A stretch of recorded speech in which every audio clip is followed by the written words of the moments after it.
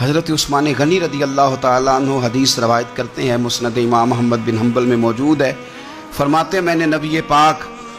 صلی اللہ تعالیٰ علیہ وسلم کو یہ فرماتے ہوئے سنا ہے، میرے کریم محبوب فرمانے لگے وہ شخص جنت میں ضرور داخل ہوگا جو نرم مزاج ہے، جو خریدار ہو تب بھی نرم مزاج ہے، دکاندار ہو تو پھر بھی نرم مزاج ہے، جو ہر معاملے میں نرم مزاج۔ اعلیٰ حضرت بریلوی رحمۃ اللہ علیہ ملفوظات شریف میں فرماتے ہیں جو کام نرمی سے ہوتا ہے وہ سختی سے ہوتا ہی نہیں۔ اور کیا خوب کہا تھا حضرت سیالوی نے، کروں شکر کتنا اور فخر کتنا کروں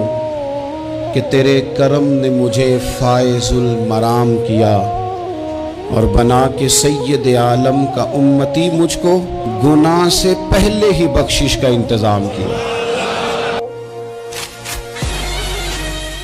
ہمارا حال وہی ہے کہ آج بھی کیتی جاندے ہو تے لہو بھی پیتی جاندے ہو،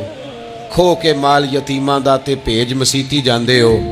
پھٹ دلاں دے سیندے نہیں تے ٹوپیاں سیتی جاندے ہو، نفس تے چھری پھیر دے نہیں دمبے کیتی جاندے ہو، فرض پلائی بیٹھے ہو،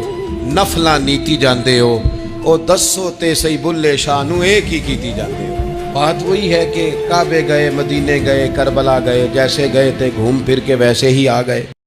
یہ وہ لوگ ہیں جو بھروسہ اپنے رب پر کرتے ہیں، ساری امیدیں، ساری آرزویں اپنے مالک سے وابستہ کرتے ہیں، ان کا سارے کا سارا اعتماد اپنے مالک کریم